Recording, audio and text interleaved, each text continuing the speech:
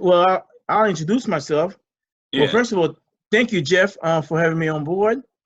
I appreciate what you're doing over here in the COPAD, and what you and your crew doing. You have a wonderful crew over there that a lot of people need to look at. What's that? 1604? 1601. 1601 Blue Ave. Yep. On that second level over there. But let me tell little folks a little bit about myself. First of all, thank you everybody who's watching live now and who's going to be looking at the recording later on. My name is Jovan Lacet. I am a candidate for the 12th Suffolk State Representative.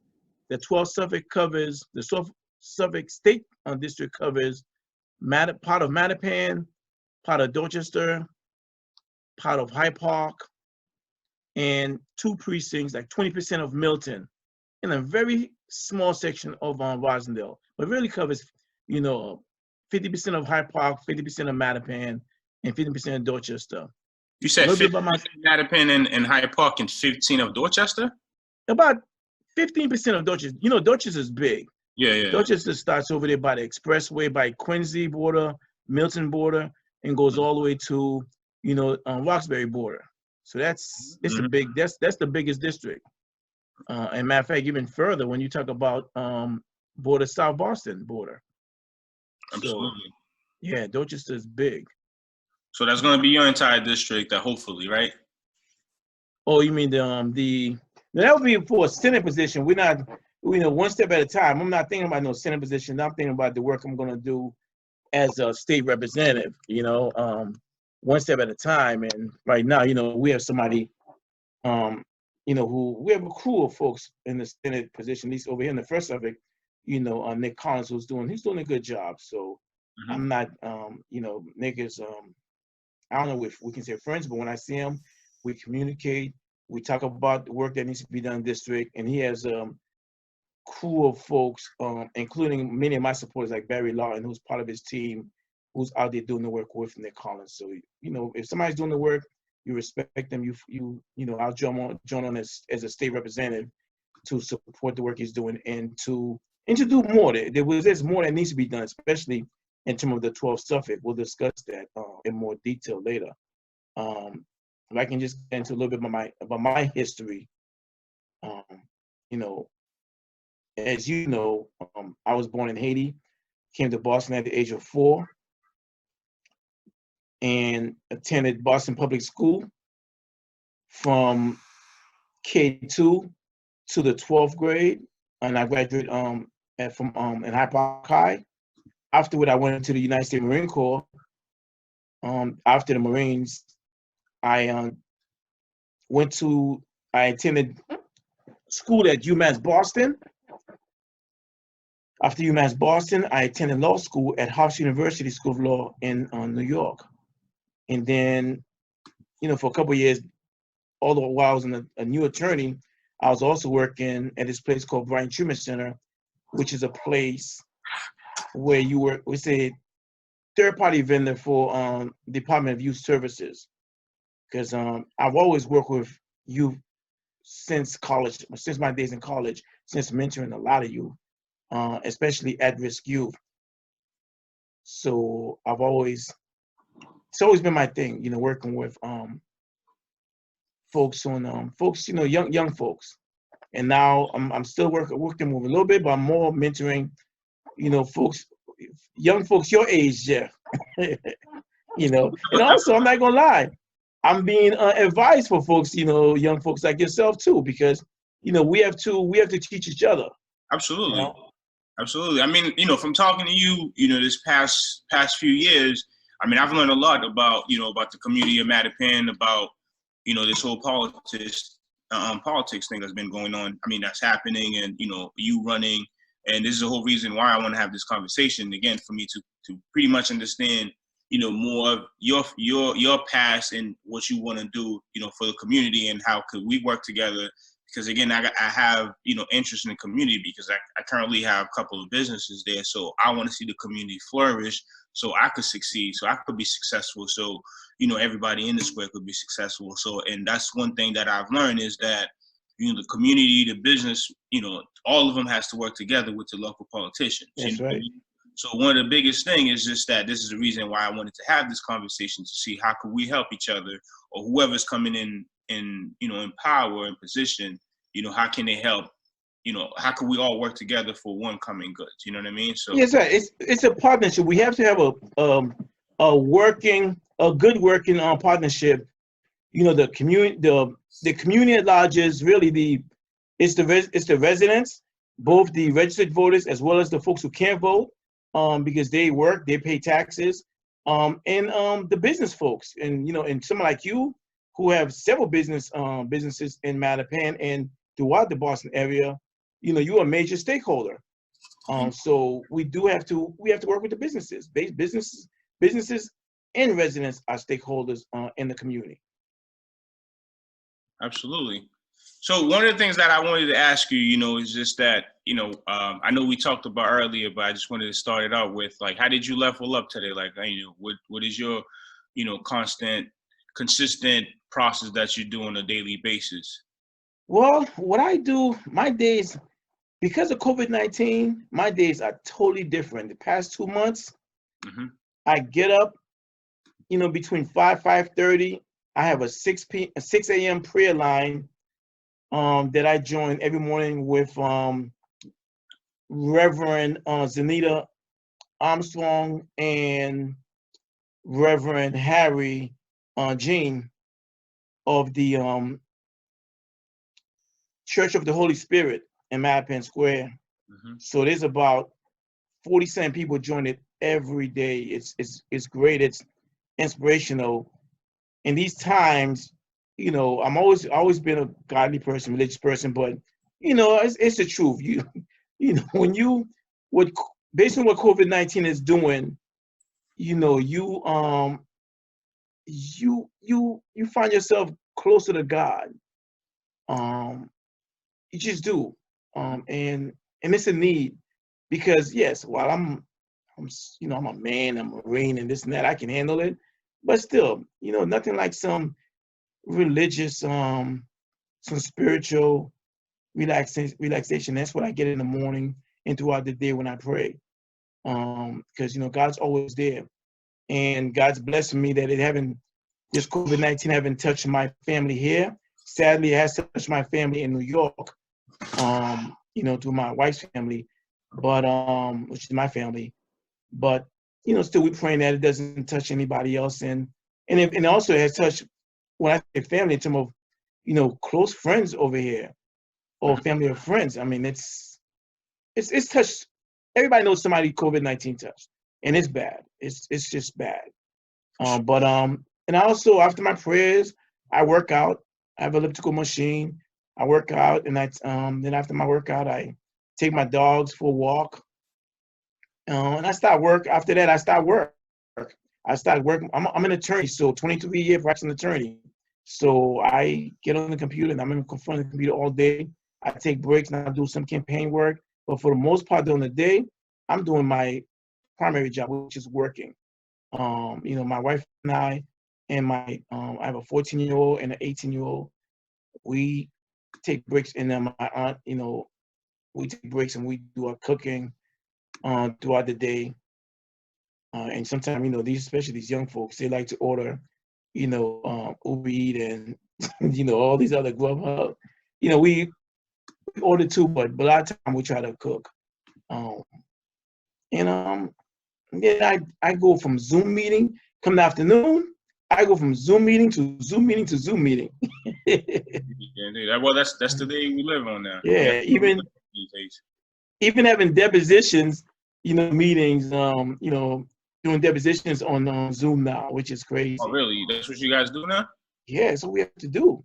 Wow. I mean, the same way in terms of school opening, they're talking about they may have 2-3 days during the week. That's what they're talking about. We don't know what they're going to do yet, and they're going to have, they may have what they call it, distant learning for the remainder of the week.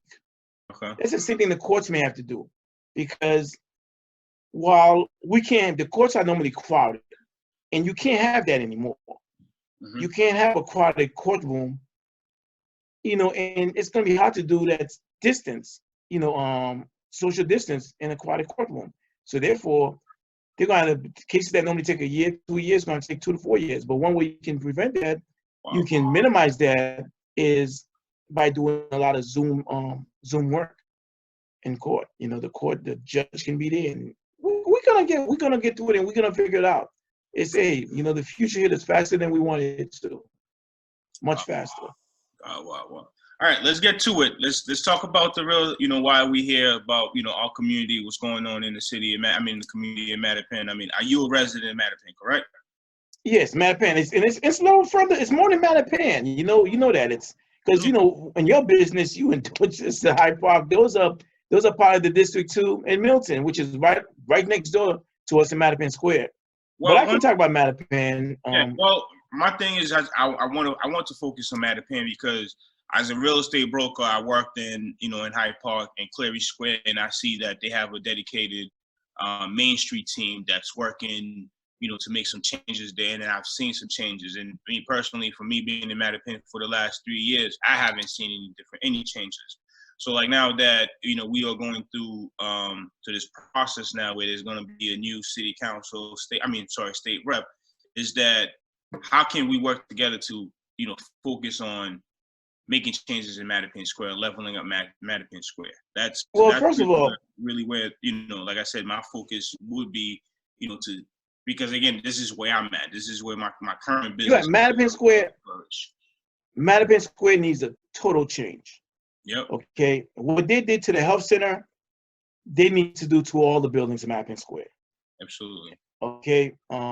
We don't want to create a major change. There's going to be a density issue, but we need to knock some of these old buildings down, have the business level and have nice restaurants, sit-down restaurants, and we can still have some of the small mom and pop stores, but better organized. I believe we need to bring in this is Boston. We have the colleges, the business schools. We need to bring the business schools. They need to come in the community, work with these shop owners, and diversify, the business. What they sell. All these mom and pop stores can't be selling the same things. And I don't think we need any 99 stores in the square, but if we're going to have any, we're going to have some, but we're going to just have one. We need to have a monopoly. It's the same owner. Yeah, but what we need to do what other states, other towns do. In other districts in Boston, like in Lower Mills, you can't just go open up a 99-cent store over there. You have to go in front of the Lower Mills associations and other boards, and they have to approve it. If the Lower Mills Association doesn't approve it, it doesn't get approved. Now, so mind you, we have one in Mattapan. How come we don't have an association in Mattapan? It's being done. Fatima is doing a great job with the Greater Mattapan Neighborhood Council. That is honest truth. So that's new. The Greater Mattapan Neighborhood Council is probably is doing a great job. What do you mean by that? Well, long time ago in Mattapan, developers used to be able to just pretty much come and do as they please. Mm-hmm. Okay. Now, through Fatima, the different civic associations like with Selden Street Neighborhood, like River Street Civic Association, Little Mill Civic Association, because they cover part of Mattapan, The Rock, Dunn, Dorchester Unified Neighborhood. There's so many, Bell Nell. There's just so many. Edgewater Drive. These civic association in all honesty, and it's through the work of different city liaisons who made this happen. And I'll tell you, Ruth George, a former city liaison person, that woman, when she was Whitney Celestin is continuing this, but Ruth was at another level. It's just true. Ruth activated these civic associations. Some were dormant, and she activated them, and then she created some new ones with the help, obviously, of the community. Because if the community doesn't get involved, there's no civic associations. And now we have it where I'm on the board of the River Street Civic Association, and we have it at where you can't, something falls within our area from the Blue Hill Ave and River Street of Mattapan to the River Street and what's that, Morton and Washington Street, you have to go through us. If you don't go through us, we are going to work with the city and deny the project. I mean, there's some things. Go ahead. There's some things now. There's some political things. There's nothing that's going on. We're trying to. It's a fight, and it needs to stop being a fight. It needs to be, and that's one reason I'm running, because everything we can't fight about everything. So we have to be able to. Yeah, that's what. Excuse me. I said that's what I was going to say when you just said, you know, these are you got to go through those association, and you know, to prevent it, to stop it. Where I feel like, you know, every time I attend these meetings, it's a fight, it's an argument. So there is nobody there to talk about the improvement. Every meeting that I go in Mattapan, it's an argument, whether it's the cannabis. No, not all the time. No.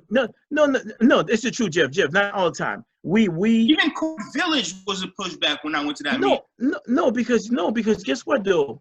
Because what Cody Village was doing over there before Cody, they had, because you know why, Jeff? When they come into our community, when they come into the 12th Suffolk, maybe Mattapan, Dorchester, especially Mattapan, they come and telling us what they're gonna do. They don't come and asking us what they can do.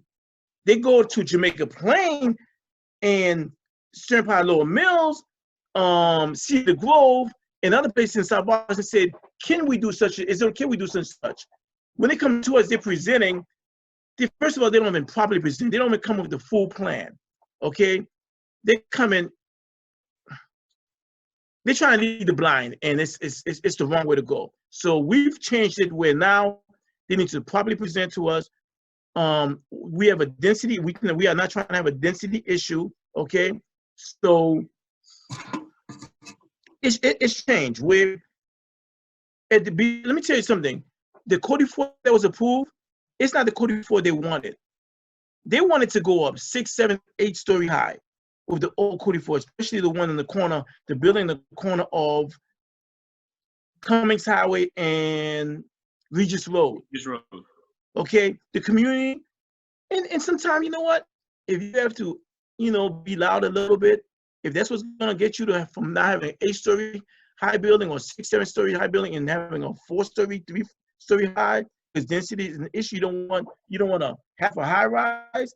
Sometimes that's what you have to do, because sometimes they don't listen.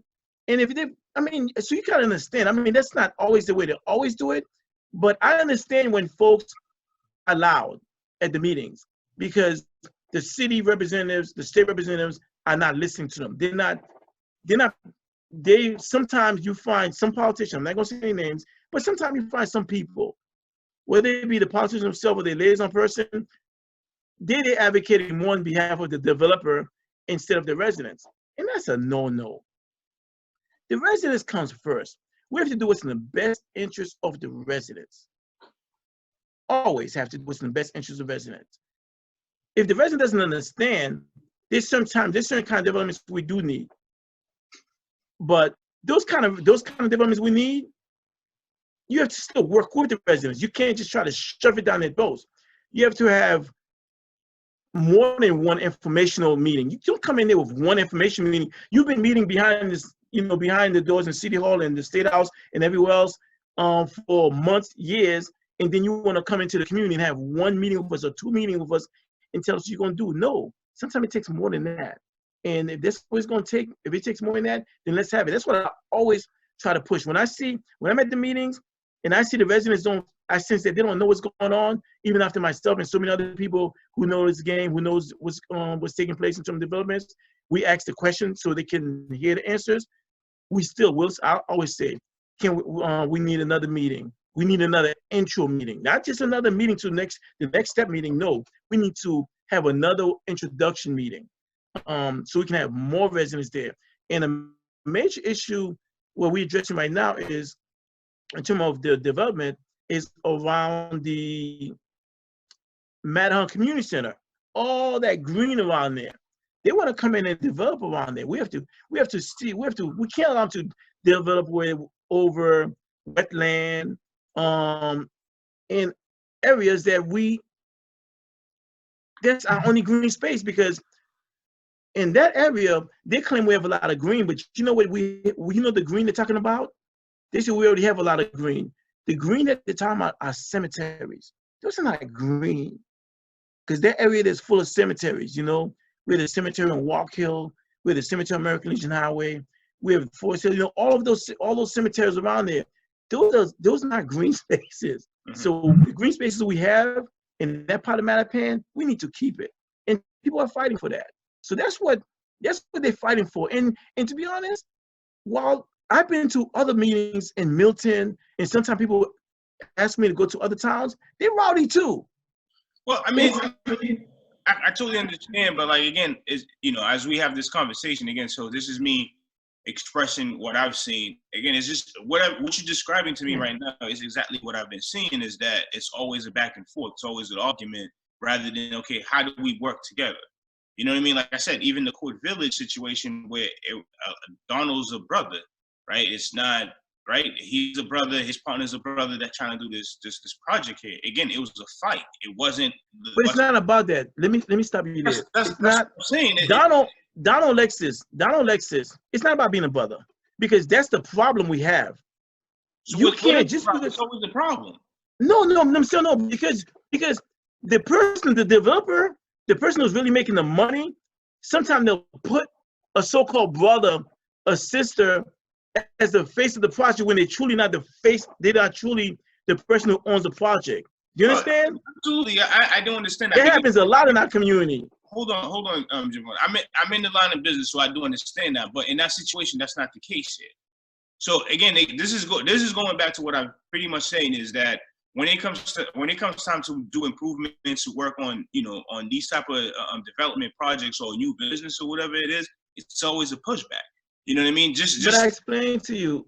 But Jeff, I explained to you why it was a pushback on Cody Ford. They were trying to get something that was too big. Absolutely. They reached an agreement. They did reach an agreement.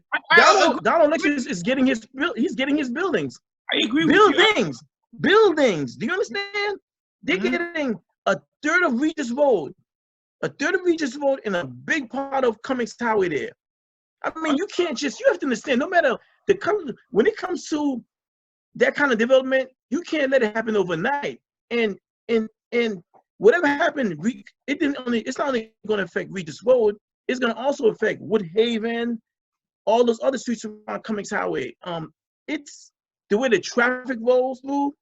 It affects a lot. But anyway, that project is done. And the reason, first of all, it took him a long time, and Donald will tell you this, it wasn't the pushback so much. That pushback was already dealt with years ago. It was the issue of money. They didn't have the money. You know that. If you didn't know that, that's what it was.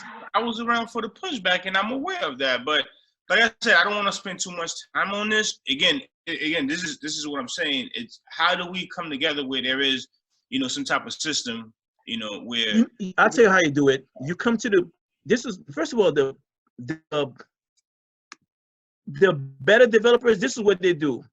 A lot of time before they go to the city, they go to the residents first.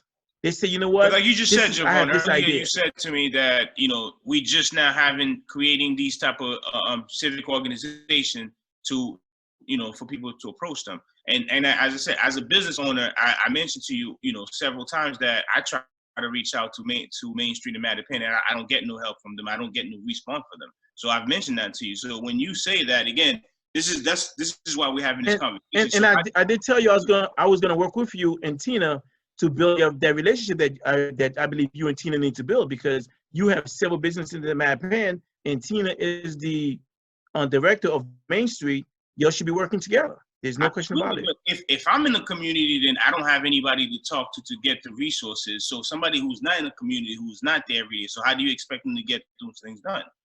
Well, this is what I can tell you. When I know the issues in Mattapan, I know what needs to be done. I know about the employment, the job that needs to be bought from, like all these big companies we have. We need to bring some of those companies and have satellite workforces in Mattapan, Dorchester, Hyde Park. Okay, all the workforce don't need to be downtown, and stop moving. And when they're not downtown, they move them other places. They move them.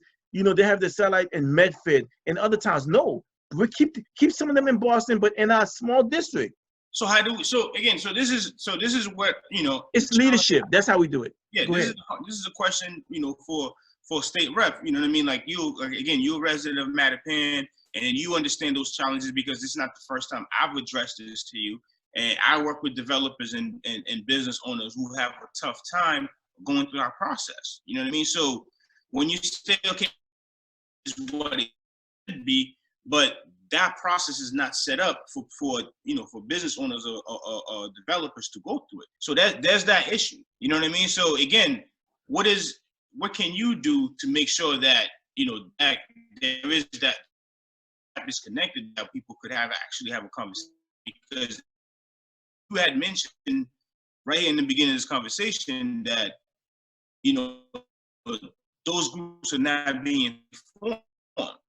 Those groups are not pretty much in place, but again, for me, that I've been in the community with my real estate business, with the co-pad I recently started, who there's no resources. I mean, everybody that you just mentioned, I've reached out to them already. I'm looking to open up a dispensary in the square. I've reached out to those people already. So I personally, again, this is me in the community. I'm a resident of Boston. I don't get a hold of these people. So the dispensary, those are the things that make a change, and I want to be. We create. Well, they do exist. You know what? You know what it is? The relation you don't have. You and so many other people don't have the relationship with these politicians. You don't see them. You see me all the time. When I'm elected, you will continue to see me all the time. Okay? Because first of all, I'm going to have it the way I plan on doing it. Isn't it people's job to be seen all the time, though, Jovan? Yes, it is their job to be seen all the time. So it's not me. So that's not me. I'm in the community, so it's those people. Because again, people we see. Listen, no, in all fairness, once they let you see all the time, Russell Home. You see Russell Home. I see Russell. I see you. Yeah. Okay. I see yeah. Okay, so you see some people. We don't say need to say the names, but there's some of them are here. But they may be here. I don't know what kind of relationship you have. You and I already have a relationship. Me being in the state legislature, it's not gonna get better. It's only going, and it's not gonna get worse. It's only gonna improve. You understand? Mm-hmm. It only can improve because I know what you're doing. You want, especially what you're doing. You work with young folks. We need more young folks like you and your partners, to help Mattapan and the other local districts grow. We need that. It can't just be the same folks eating all the time. We have to share the fruit of the labor. If we're not sharing the fruit of the labor, only a small circle of folks are eating all the time, we're going to continue to have a depressed Mattapan. We're going to. Okay? Yeah. So that's one of the things. That's one thing is, I come with a lifetime experience. Okay? Mm-hmm. So nothing wrong with young people running for office, but sometimes we don't move forward. We keep hiring all these young folks who have no relationship. The folks you see running for office, the other folks, you know me. I don't need to say the name of the other folks, but if I ask you, have you ever heard of them, seen them in the community, at the different meetings you go to, have you seen them? The names you heard that's running for office? No. I mean, I don't know who they are, and honestly, my focus right now is it is on those. But at the same time, it's the improvement of who's coming in to improve. Exactly. The situation that we aware of. And what I mean? My thing is, that's what I'm saying. Well, one reason we've been falling, one reason we have not improved in Mattapan is because a lot of time, and in other districts too, we keep bringing so-called outsiders, folks who have no relationship with the community, whether they live there or not, but they've been working 9-to-5 jobs, and that's it. They don't go to the community meetings. They don't go to the hearings, but all of a sudden they decide, you know what, I want to lead. And before they come and work with the community, learn the residents, walk the neighborhoods, during the good times and bad times, all of a sudden they would just want to lead. And now what I find out is that, from my experience, since I've owned this property here where I'm right now on Cedar Street in Mattapan for 20 years, and also because I grew up on West Southern Street, so I know the area. I know the tour Suffolk. Those folks, they're not doing anything. They come in, and beside learning how to be a state representative, learning the politics, they're also trying to learn the people, the area. I remember this one person got elected, and they needed to go to they have a meeting at a restaurant in the neighborhood, and they didn't know where it was. They didn't know where it was. But you, come on, come So, on. I so mean, I have a question for you. So now, what advice or would would you would give to those business owners in the square right now who are facing and dealing with COVID-19? You know what I mean? What advice would you give well, them? what they need to do. The good thing is too, we also have BECMA, okay. We have Shagan Sadui and some other people like Shagan Sadui with BECMA. We have Beja, the Black Economic Justice Alliance. There's so many organizations out there. Diane Wilkinson, the New Democracy with Kevin Peterson. There's a building, there's a force right now working together. And that's what that's what it's going to take. Working together with other stakeholders, other progressive folks who, with like-minded, who want people of color to move forward. Okay? They're working together to make sure that we get our share, that the brown and black the black and brown community, okay, and not just black and brown community, everybody, but people in Mattapan, Dorchester, folks who have business here, because last time it's anyway that they get their share of the stimulus package. Because right now we're not getting our share at all. And without the stimulus package, it's going to be hard for us to bounce back. So I think for what you just touched on with BECMA, these resources need to be in the community. So how do we have those resources in the community to make it, accessible for, the business owners, that they don't have to, to troop all the way downtown, like you mentioned earlier, you know what I mean, to have to get to those? Like, how do we have these resources within the community so we could have that help? So, so we could go to that, What needs to happen, like I said, what needs to happen, place like yours, like your place. You said 1601, what was the address? 1601 Blue Hill Avenue. You have your co-op office over there. You have this space. And you as a realtor in that area, other available spaces. Okay. That's the reason I created that space. Yeah. So we gotta get folks to come up there and have and have a satellite office over there, so they can go ahead and also what we gotta do when it comes to, like me, I try to stay in my lane, and that's why when people call me about the stimulus package, I refer them to a qualified CPA. That's what good CPAs are doing out there. They're helping people apply for these stimulus packages. So, and people, if you don't know how to fill out those forms, you have questions, don't try to do it yourself. You have to work with a CPA who knows, who's done those packages. People from the bank. If you don't have a qualified bank, contact me. I'll tell you bankers who's doing it. Okay. So as you just mentioned, contact you. So how can we go about having, these legit? Because again, I used to be a member of. Well, I'm a member of the Hyde Park Main Street, right? So we have these programs, these systems in house, like pretty much in Hyde Park. Like you could go upstairs, literally right to Main Street, and there's somebody always there to you could just walk in, knock on the door, and she's there. Before it used to be Emily, now it's Thin. So how do we have the access in the community? Where can we, what can we create to have that, where we can go directly to a person that can we go see, whether it's Tina or Fatima, whoever it is? How could you create those resources there to make sure that everybody's aware of that when, something like that, we could go in there and say, oh, I need to see a CPA, life insurance, business insurance, or whoever it is, that there's those, because I'm in Mattapan, I don't know where those resources exist at, but this CPA, you have Michelle St. Jean, who's helping people right now with the stimulus package, right there in the corner of Cummings Highway and River Street, right there, right across the Church of the Holy Spirit. Okay. You have him up there. You have the gentleman Joe up there. You have folks. We have plenty of CPAs in Mappin Square. Right next to the liquor store. Don't want to bring up the liquor store, but right next to the liquor store, you have two different CPAs and / insurance companies there. That's what they do. These folks are doing the work. And you have and another gentleman. I'm not here to promote people, but in terms of Washington Street, it's not promoting them. It's really like that's the whole point. Like again, if these resources exist, we need to know where they are. Yeah, that's true. That's true. We get to them. You know what I mean? That's true. This, like I said, I know the CPAs. I know the ones who's doing the work, and also folks who are computer literate, who knows how to move around the computer.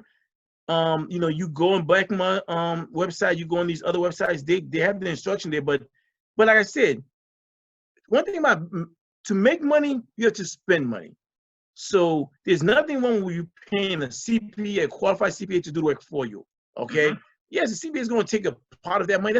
They're working for it. Everything can't be pro bono, can't be free. You know, so it's there. I mean, and also yes, after the paperwork is done, then it's on the part of the government. And sometimes for us, it's just the way it is. It shouldn't be that way. And that's another thing where we need legislators who's going to advocate, who's going to work with the federal government and say this needs to stop. Because our folks have to apply sometimes several times before we actually approve, which is ludicrous. So, but a lot of it comes down to leadership and accessibility to the leadership. So, question, you know, what are your top 3 issues that you think that you want to tackle, you know, as you come on, you know, for state rep? So what's in your agenda? The top one is issues that has to do with the disparities and inequities that we face. The COVID-19 brought out more in the light. It's such as education. Okay, the disparity in education, we already knew that was there. And now with the COVID-19, so many kids in the Boston Public School because of the situation, their home situation, they don't have the internet. Even if they get the Chromebook from the school, they don't have the internet resources, to have internet. If you don't have internet or a good internet system, you can't take classes. You can't do distant learning. Okay, we already had issues when the buildings, in terms of all the reasons weren't there for our kids to have smart boards and other things that other schools had. Okay, and it didn't make any sense. All our schools don't have smart boards. So education, there's funds out there. We need to stop giving breaks to the college, universities, hospitals, and get the money and give it to the schools. We need to, because the money's there. We just need to collect the money. The second thing is employment. Housing is third, but guess what? If we cannot get jobs, can't pay for housing. You can't pay for housing. Sure. You cannot pay for housing. Okay, so and as you know, people will say, "Oh, how come they're not working?" They're not working because you refuse to give them a job. You giving jobs to people who live in Rhode Island, you know, Maine, New Hampshire. All those vans and trucks are coming in, you know, getting jobs, doing the construction jobs, getting jobs in the offices. No, this is Boston. This is Milton. We gotta take care of folks here first. It doesn't make sense. Like some of us, like I'm not. Hey, you know what? I was born here. I came here. I grew up here.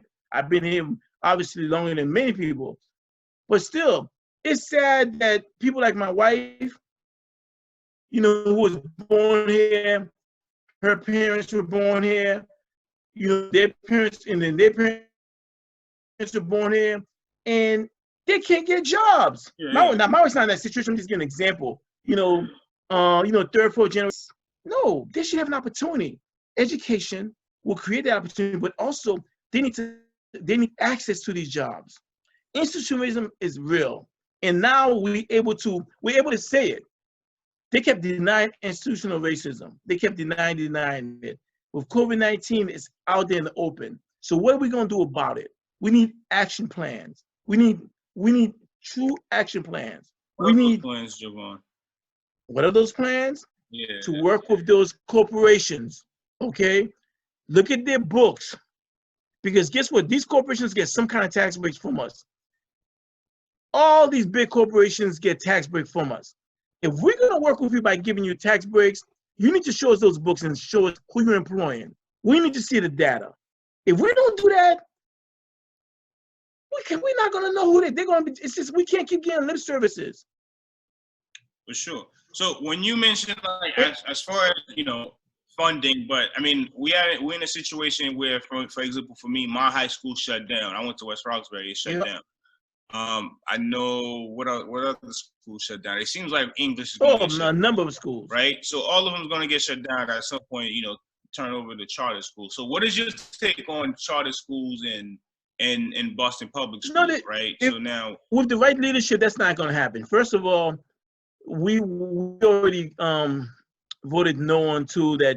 There only can be so many charter schools built a year. There can't be unlimited charter schools built a year. So that's not going to happen. Them closing schools down. We fought that. I was one of the stakeholders who fought.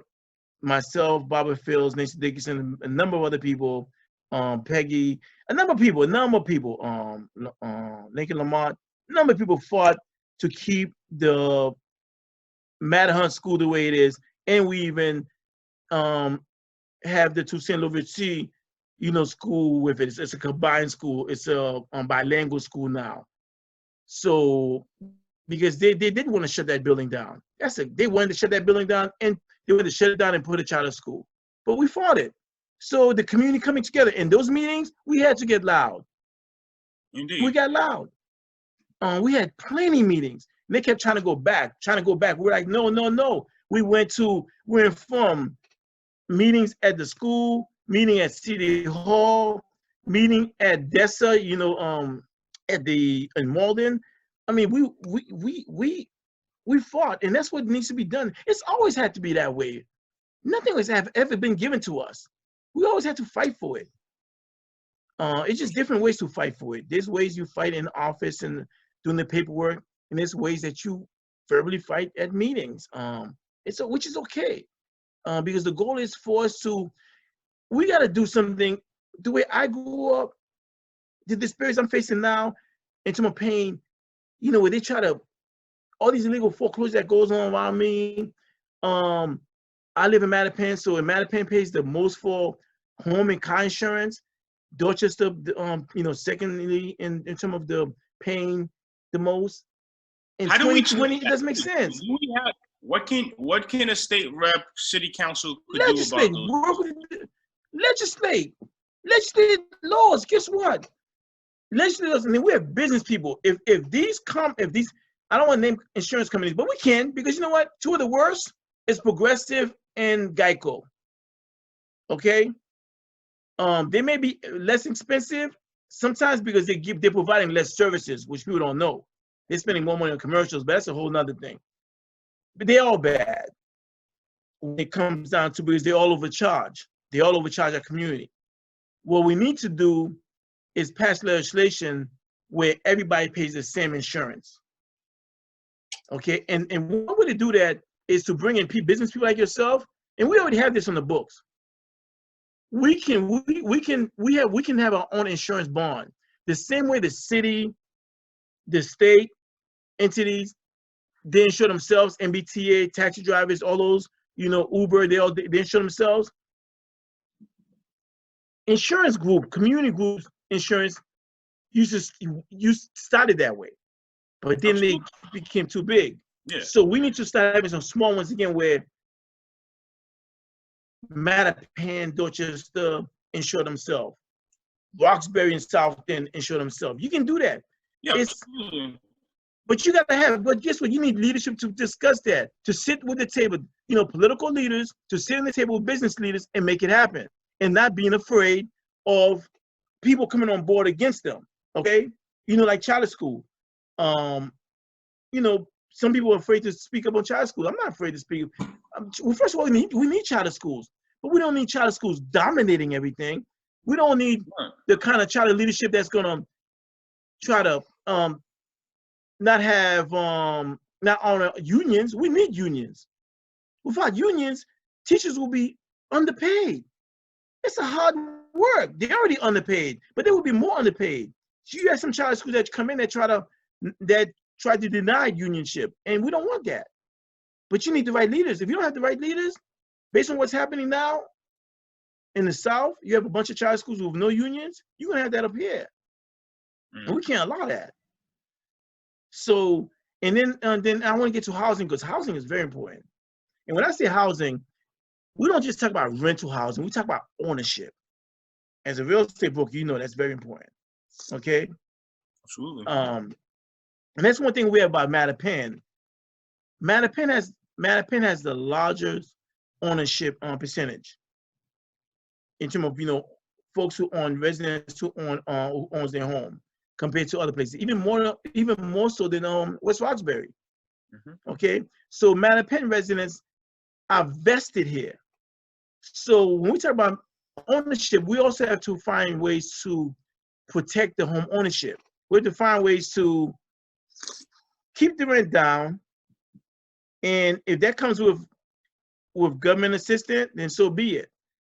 Tax breaks, whatever it may be, because you know there's so many different ways to keep rents down. If we're gonna do rent control, it has to be a new kind of rent control. It has to be a rent control with some kind of federal assistance. You can't just ask landlords to just reduce the rent. You just can't do that because they have a mortgage to pay. So that's why we can have rent control, but there has to be an assistant. And then rent control can apply to single or two-family homes, and or definitely can apply to home ownership occupied. You know, homes that are owner occupied. There's a major discussion that needs to take place, and you have to know, been in this for a long time, and well, you have not so much long time, but you have to know. You can't just go by. Don't elect somebody just because they're an attorney or just because they have a business degree on such that they haven't been doing the work. You know what I'm saying? You have to. We have people running for office who really don't know what's going on out here, and it hit them hard when they get into office. They don't know what are the priorities, what are the community priorities, and they go based on what other legislators' priorities are. No, your priorities are the priorities of the community. Okay, you know, like around here we have a density issue, we have illegal foreclosures, there's so many issues going on. I mean, and jobs is one of the biggest things now because of our jobs. Yeah. You know, jobs is big. So when we talk about jobs, I know one of the things that, for example, there's a few small businesses that, you know, the dispensaries that's looking to come into the community and provide jobs. So we have Kobe, you know, that opened up a dispensary out in Roxbury. You know, got have at least, I mean, last time I went in there was at least 10 people. Roxbury, that's not Roxbury, but that's Dorchester. I mean, you know. I'm messing with you. It used to be Roxbury. You know the history. It used to be Roxbury. So now, you know, with him being out here, right, in the community and providing jobs, like I said, I went in there. I'm not sure what, you know, how many people it's on his staff, but like when I went there, he had at least 10 people working that day, right? So that's 10 people from the community that he just provided jobs. So when we're looking at this, you know, this type of opportunity situation here, what's your take on that as far as, you know, dispensaries open up throughout the city and provide jobs? So they should open up. And first of all, you know what? It was the people's will. I believe it was about 67% of Boston overall voted to legalize marijuana. In terms of Boston. In terms of Boston, of course I'm okay with that. I voted to legalize marijuana. Why should it shouldn't always be a criminal? People were using it. Your next door neighbor were using it. Your doctor, lawyers, your teachers, your street workers, everybody, they were using it. You know, folks were using it. It was time to legalize it. It was ridiculous. It was ludicrous that it took us that long. But the problem is that the legislature is trying to control it too much.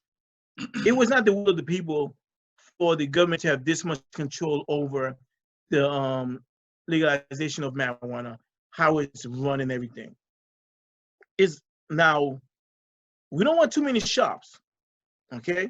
Like we spoke, people in Mattapan at the meetings, you've been at so many, they only want one shop in Mattapan. Maybe one day there'll be two shops in Mattapan because Mattapan is a big square. There's no reason why there can't be one shop on one side of the street, another shop on the other side. But but based on the law right now, they have to be half a mile apart. So they can only be one shop in Mattapan Square. Several people have put in the paperwork. I'm not an elected official, so I can't, you know, back anybody. lobby for anybody. And also you can't, even if like the fish, you can't. You know, like one thing I think I told you when the community lobby for particular people, we lobby for people who are actually, you know, are vested in the community. We don't want people coming from different sections of Boston and all of a sudden they have no relation, no ties to Mattapan, and they want to open up a dispensary in Mattapan. I don't think that's fair. We have people who are vested in Mattapan who want to open a dispensary in Mattapan. We only can have one dispensary in Mattapan Square for now, at least. For now, because doing this thing is going to change. It's going to change. It's just going to change. I know it is. People may not want to talk about it, but it is. But while we only can have one dispensary in Mattapan Square, it has to be somebody who's vested. It has to be somebody invested. It cannot and should not be somebody who already has an establishment somewhere else in Boston. Everybody needs to eat. I do not believe in one person, you know, getting all the benefits, reaping all the benefits. Okay, one person, one company. Excuse me. I say you're entitled to have three licenses. 3 shops. Why? Yeah, but why should you get all the first 3 shops in the community? That's not fair. If somebody like you who want to shop, you should be able to, you know, put in your paperwork and lobby for a shop. Okay, other people, I don't want to say any names, but you know, other people who have locations who've been renting for 2 years. We have people who already put in the paperwork, been renting for 2 years. It's business, man. 2 years. As business, okay. Come on, that's not fair. You can't have sympathy in business at the end of the day. I mean, you know what I'm saying? As far as like saying that, like, oh, you know, he's been renting for 2 years or whatever it is. I mean, you know, everybody put themselves in a certain situation. Like the other day we was just watching, you know, I'm sure, I don't know if you're catching up with you know, with the NBA, with The Last Dance. Scottie Pippen signed a 7-year, $18 million deal, $2 million a year. Scottie Pippen. I mean, he signed that contract, you know what I mean? He made that decision at the end of the day. So, you know what I mean? You gotta live with it. Another question that I wanted to touch base since we were on top of, we were discussing cannabis, and I know one of the biggest issues is that always with the kids, or the children, the youth. One of the biggest thing I know for me growing up in Boston, and, you know, cannabis, marijuana was not you know what I mean, was not something that I was interested in, you know what I mean? I knew kids around me that smoked, but it wasn't something that, you know, oh, because it was there, I'm going to do it. You know what I mean? And I don't think marijuana is not that. It's not that type of drug with kids. It's just, I'm going to do it just because it's there. You know what I mean? So they always want to talk about, you know, if kids, again, it's being sold in the street. So if kids wants it, they could just go get it. You know what I mean? It's not about whether or not that, you know, kids have access to it, you know, in the shop or whatever it is. Kids are going to have access to it. So what is it that we could put in place, you know what I mean, that to keep kids occupied?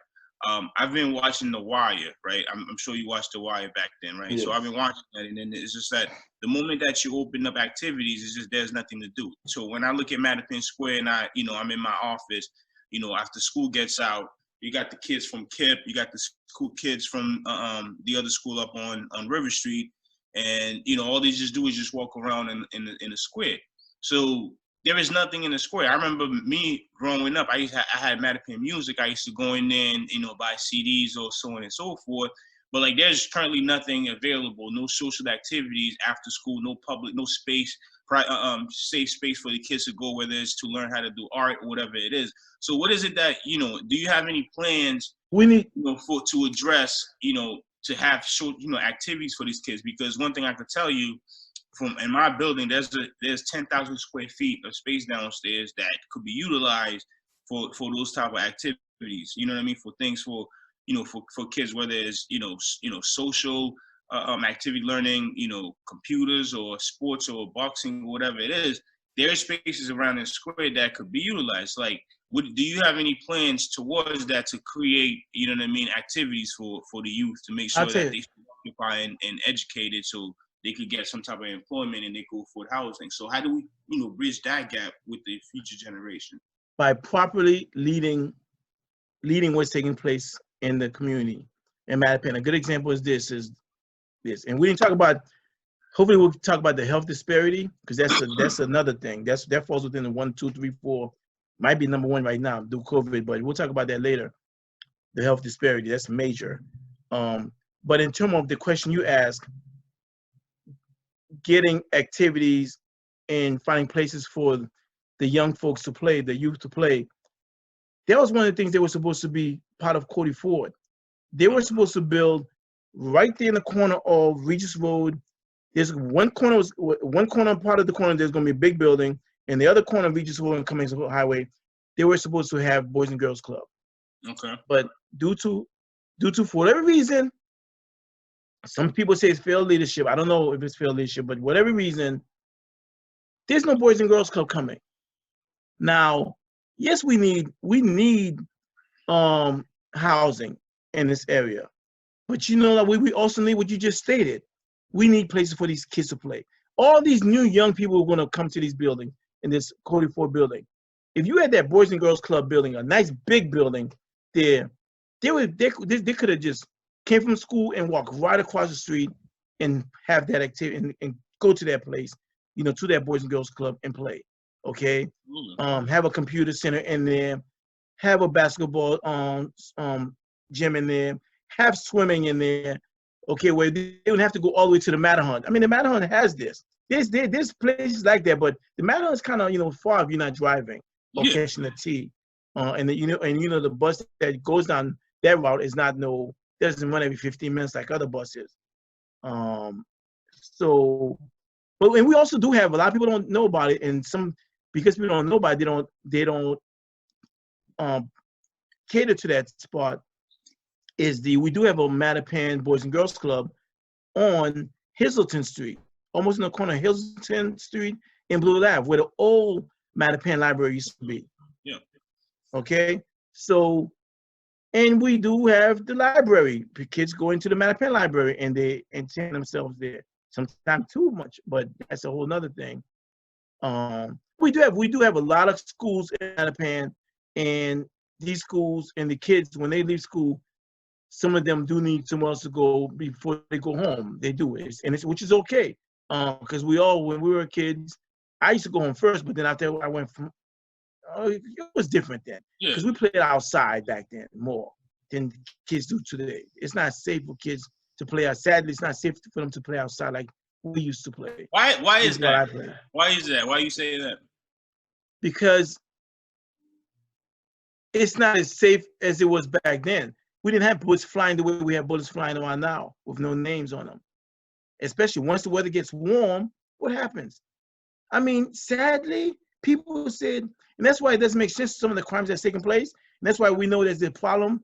If people kill each other during COVID period, it's a problem. It's more of a problem. There's no reason why anybody should be dying. You should be in the house. You shouldn't be shooting anybody. Why do you think that? You shouldn't be shooting nobody no matter what. But do you have a plan for plans for gun safety, or working with the city for meaning gun violence? You know what? I'll tell you what my plan is. This money being provided to certain organizations, we need to review what these organizations are doing, and also the parent organizations who's getting the millions of dollars. Let's see what they're doing. We need to review. We need to audit what's taking place, because money's coming in from the state and the federal to address the violence. But nonetheless, while violence is going down, but it's not going down fast enough. So we need to review it. Okay, because based on what I'm hearing out there from the folks I know who's working the streets, the money's not being trickled down to some of the organizations who are actually doing the work. Okay, so they understaffed. All right, there's some folks who's doing the work, like Leroy people. There's people like him. They know the players. They know the players. They'll find out who've done the shooting faster than the police will, because they know the players. The street talks. Mm-hmm. The streets always talk. And the street talks, but you know what? If you don't have the proper street workers out there, the right people are doing the work, working with the police officers, and also the right police officers. Just having police officers out there is not the solution. You have to have the correct police officers. Do you have, as far as just having, like you said, the right police officers? Because, I be in Mattapan sometimes, and, there's police, they just sit in their car or, you know what I mean, just drive around, beep, beep, tell people to move, but it's not really, interacting and showing face and building with the community. You know what I mean? As a former police officer, like, do you have, plans as far as like, making sure that people who walks around, is there to not only to protect us, not there to just tell us not what to do, but mostly to protect us and to actually, help build with the community. You know what I mean? Make us feel that they're here to protect us and not just there to, to beat us up and yell and, you know what I mean? And well, let me say something. Let me address two things. Mm-hmm. It's the community policing.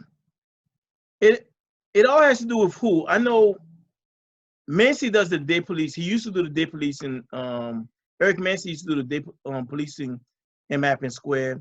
And the gentleman's retired now. I don't know why I can't remember his name. And they both used to get out of their cars. I don't know who's doing the policing in Mappin Square right now. I don't know.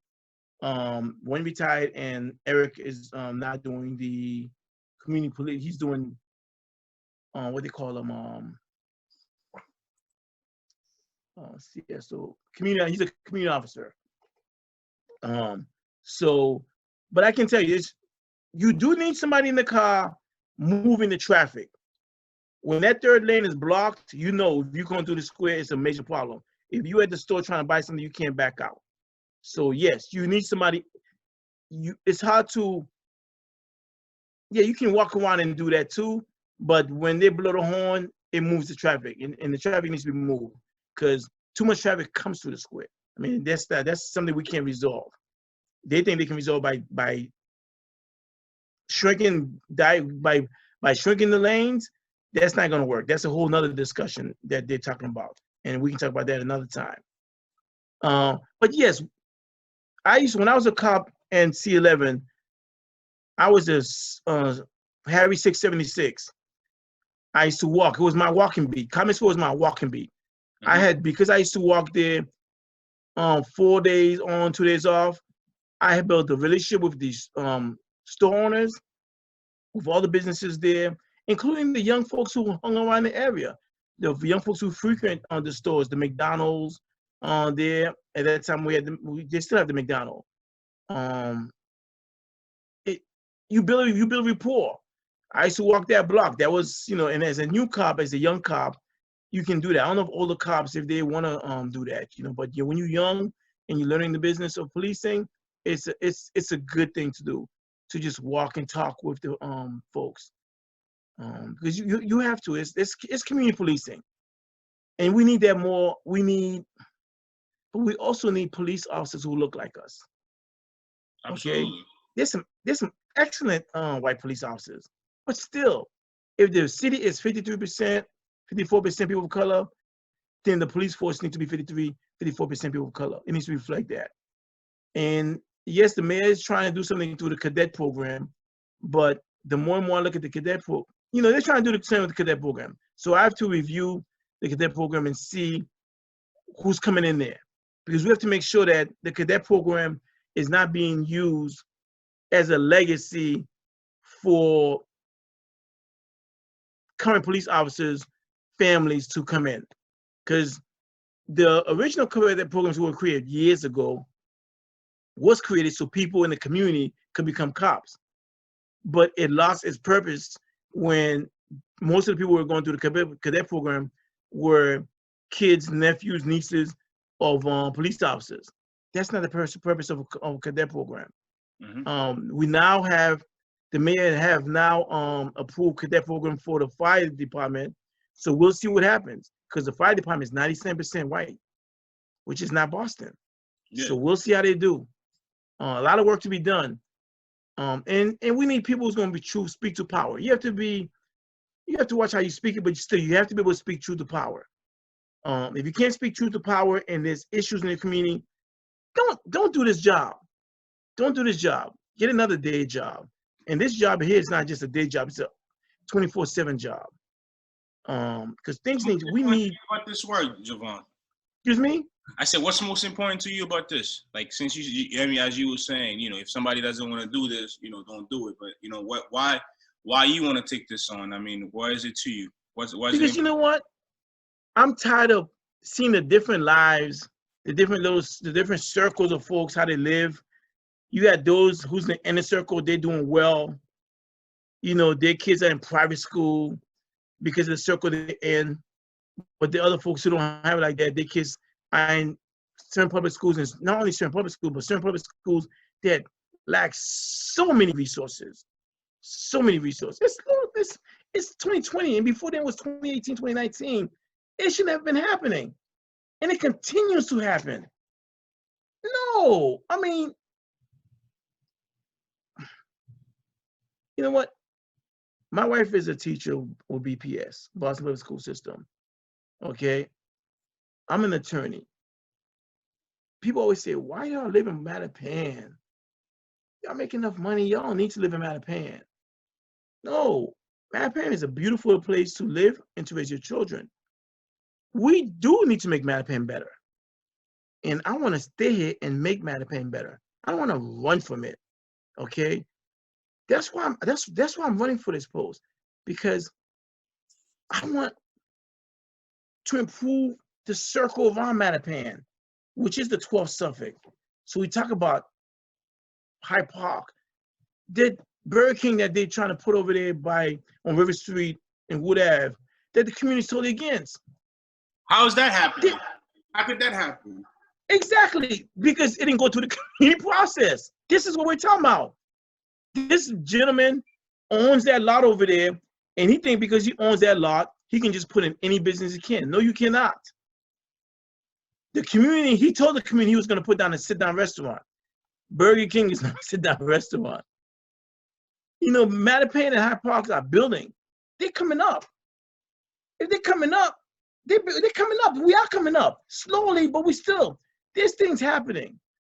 We need a sit-down restaurant there. Look at Common Square. KFC, not KFC. What's that restaurant? Popeye. They thought they could just come in there and put a Popeye restaurant without going through the community. The community said no. I mean, it's. I'm hearing it's going to happen though. You say what? I say I'm hearing it's going to happen because I don't know. Matter of fact, they're having a Zoom meeting today about that Burger King. Today they're having a Zoom meeting, and then tomorrow they're having a Zoom meeting, Zoom hearing, at City Hall at Zoom hearing regarding this. So we'll see what happens. It's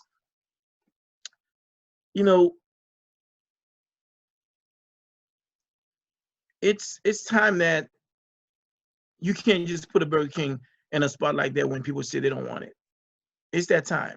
I'm totally against that. I totally think it's not beneficial, especially at that location.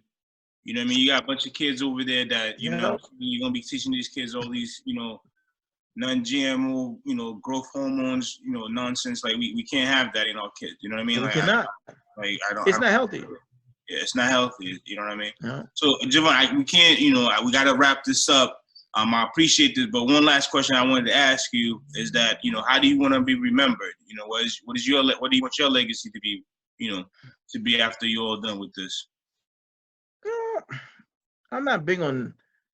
I mean, just that I did my part. I didn't just sit. I didn't just sit there and watch things going on without trying to change it. We all have to do our part to make each generation better. Okay, I'm a person of service. I've served as a Marine. I served my country as a Marine. I got out of the Marines, went to college, went to law school, and served the people as a lawyer, which I'm doing now, and served them as a Boston police officer. Always serving, and in the city legislatures, I'll be serving, because we have to make things better for everyone, not just a small circle of folks. We have to. So, and this health disparity issue, we got to address that. That's like one of the first things we got to hit running. Okay, we have to, everybody needs to be tested for COVID-19, and we need to make sure that everybody receiving the proper medical treatment for COVID-19. Because you just came out right now that there's certain medication that only, like, hospitals are not getting the best medication. They're only getting a few of oh, I forgot the name of the medication, but it's ludicrous. I mean, it's 2020. So hopefully, with the election of new president, new vice president, it'll trickle down from the U.S. government to the state government, to the city level, and it has to. So we'll see. A lot of work, and we're gonna be doing this Zoom for, whether people recognize it or not, is the truth, for about 2 years at least. Some people say 2 to 4 years, and hopefully we improve things. We really improve things, and things not just as it continues to be the way it is. Because if it is, we can't. And if you elect the wrong person into Mattapan in the 12th Suffolk District, it's going to remain the same. Absolutely. It's not going to improve. I believe it. So, and lastly, if I can just give people my number and my website address. Yes. We need volunteers. We have volunteers, but we need more, because this is a team building. This is not just Jovan. It's a team building. We all need to get together and make this difference, to improve the 12th Suffolk District. That's Mattapan, Dorchester, Hyde Park, and Milton. So my website is lacet.us, LACET.us. My telephone number is 617-593-5593. 617-593-5593.